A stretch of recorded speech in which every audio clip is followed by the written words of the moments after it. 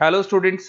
ये वीडियो मैं बीटेक के स्टूडेंट्स के लिए बना रहा हूँ। बच्चों ने अभी 12th क्लियर किया है, अब वो लोग बीटेक का प्लान कर रहे हैं। बीटेक में सबसे डिमांडिंग स्पेशलाइजेशन है जिसको अपन कंप्यूटर साइंस बोलते हैं। कंप्यूटर साइंस के अंदर बहुत सारे स्पेशलाइजेशन अभी निकल के आ रहे हैं, बहुत डिमांडिंग स्पेशलाइजेशन है। इसमें आपको मिलेगा आर्टिफिशियल इंटेलिजेंस है, डेटा साइंस है, रोबोटिक है, user experience, full stack development, cyber security, EV, ethical hacking मिलेगा आप लोग को, that is finance minor, fintech मिलेगा, गेम डिजाइनिंग मिलेगा आपको, क्लाउड कंप्यूटिंग मिलेगा।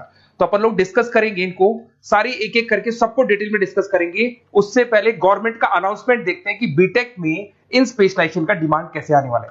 तो गवर्नमेंट ने अभी अभी अनाउंसमेंट किया है और न्यूज़पेपर में आया था, ये न्यूज़पेपर के अंदर डिटेल में आया था कि 2027 तक 42% काम आर्टिफिशियल इंटेलिजेंस और मशीन लर्निंग करेगी।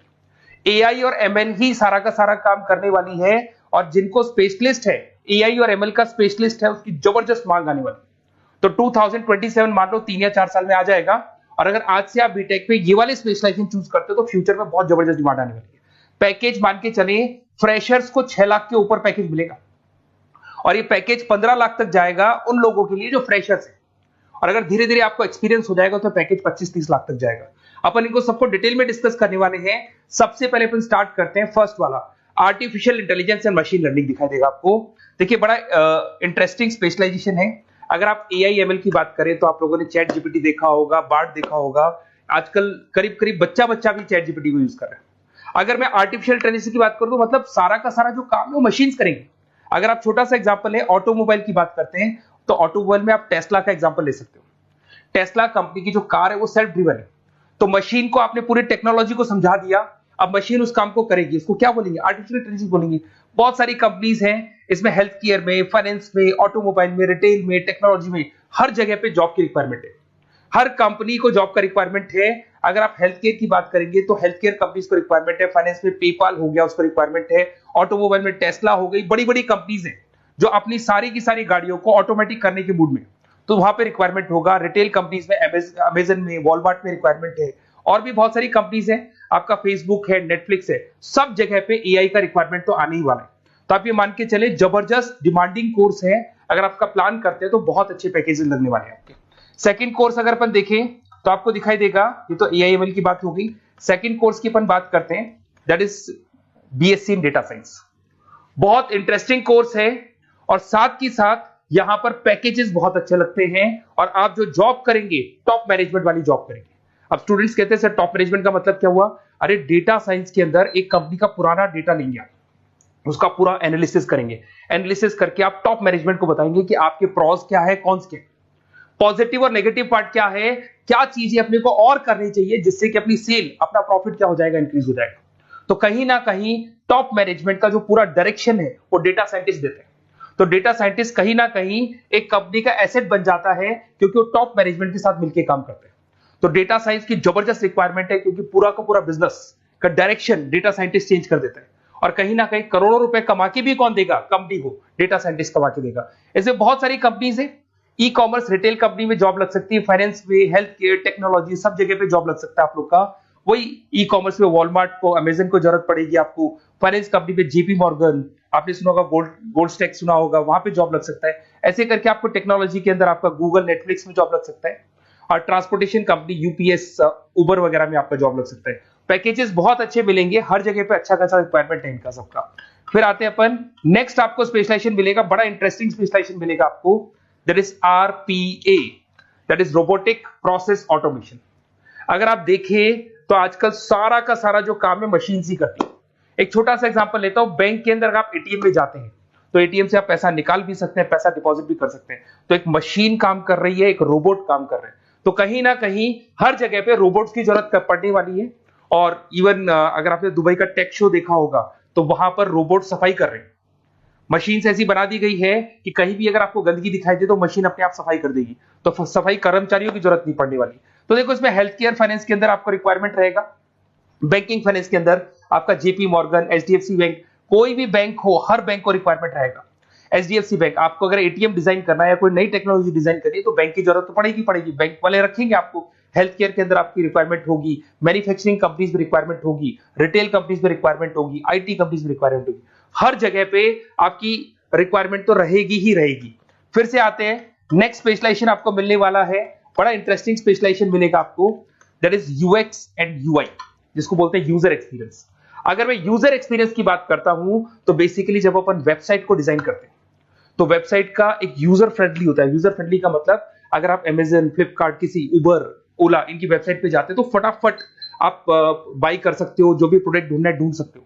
तो जो वेबसाइट है उसका कलर कॉम्बिनेशन क्या होगा, उसकी थीम क्या होगी, वो यूजर फ्रेंडली है कि नहीं है, ये सारी चीजें कौन करता है, यूजर एक्सपीरियंस करता है। तो वेबसाइट डिजाइनिंग का काम है इसमें, और कलर कॉम्बिनेशन, थीम, तो ये कहीं ना कहीं क्रिएटिविटी इसके अंदर होनी चाहिए। जिसमें क्रिएटिविटी है वो सॉफ्टवेयर बनाएगा, एप्स बनाएगा, वेबसाइट बनाएगा। ई कॉमर्स कंपनीज में इसका रिक्वायरमेंट रहेगा, फाइनेंस कंपनीज में रिक्वायरमेंट रहेगा, हेल्थ केयर, एजुकेशन कंपनीज में आपका Google, Apple, Facebook, Microsoft, IBM, ये कंपनीज को रिक्वायरमेंट रहेगा। तो बड़ा इंटरेस्टिंग स्पेशलाइजेशन है, और साथ के साथ में पीडीएफ डिस्क्रिप्शन में डालने वाला हूं, और डिटेल में मिल जाएगा आपको। ऐसे एक मिलने वाला है book, B Tech in full stack development. अगर मैं एफएसडी की बात करता हूं, फुल स्टैक डेवलपमेंट की बात करता हूं, तो कभी भी कोई भी वेबसाइट बनती है उसके दो पार्ट होते हैं, एक फ्रंट एंड वाला पार्ट होता है, एक बैक एंड वाला पार्ट होता है। अगर मैं फ्रंट एंड वाले पार्ट की बात करूं तो यूजर एक्सपीरियंस वाला पार्ट आएगा उसमें। अगर मैं बैक एंड की बात करता हूं, वेबसाइट पे आपको डेटा डालना है, कुछ अपलोड करना है, कुछ जो होता है ना एडमिन पार्ट होता है, तो एडमिन पार्ट के अंदर जो भी बैक एंड वाला पार्ट है वो सारा का सारा एफएसडी, फुल स्टैक डेवलपमेंट, उसको हैंडल करता है।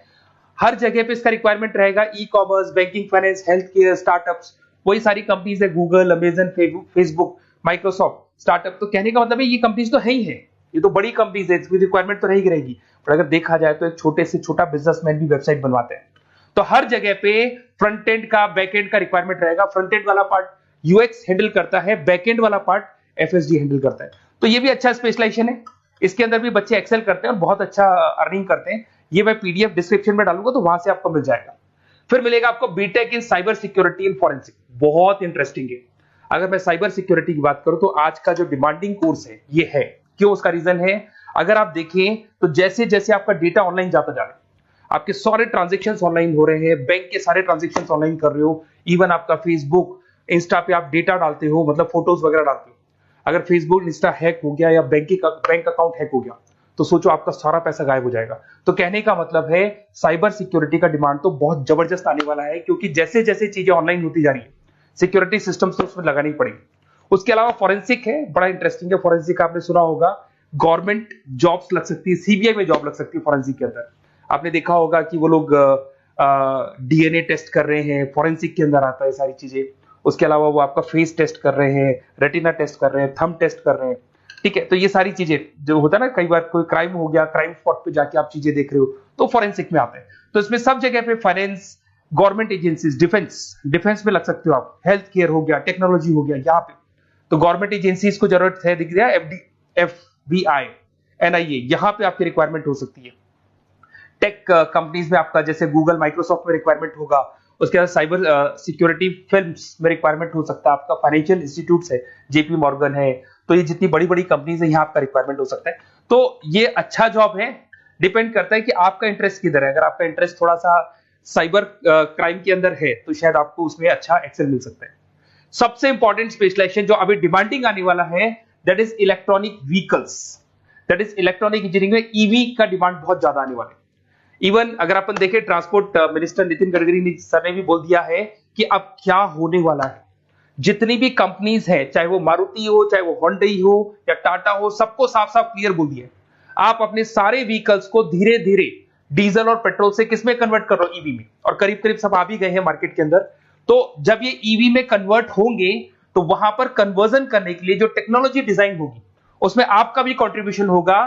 तो जब ईवी कंपनी के अंदर आपकी जॉब लगेगी तो आपको कहीं ना कहीं आपको टेक्नोलॉजी डेवलपमेंट करने में हेल्प मिलेगा। तो ऑटोमोबाइल कंपनियां ईवी में कन्वर्ट होने वाली, तो ऑटोमोबाइल कंपनी में आपको जॉब मिल सकता है, ऑटोमोबाइल इंडस्ट्री में जॉब मिल सकता है, रिन्यूएबल एनर्जी में जॉब मिल सकता है, इलेक्ट्रॉनिक मैन्युफैक्चरिंग में जॉब मिल सकता है, गवर्नमेंट पॉलिसीज मेकिंग में जॉब मिल सकता है। टेस्ला हो गया, उसके बाद में रिविन हो गया। वैसे तो आजकल तो टाटा, होंडई, मारुति सब ईवी में कन्वर्ट होने वाली, तो कहीं भी आपको जॉब मिल सकता है। और इसका डिमांडिंग कोर्स है, आज मार्केट में ईवी की रिक्वायरमेंट है तो इसका डिमांड तो रहेगा ही रहेगा।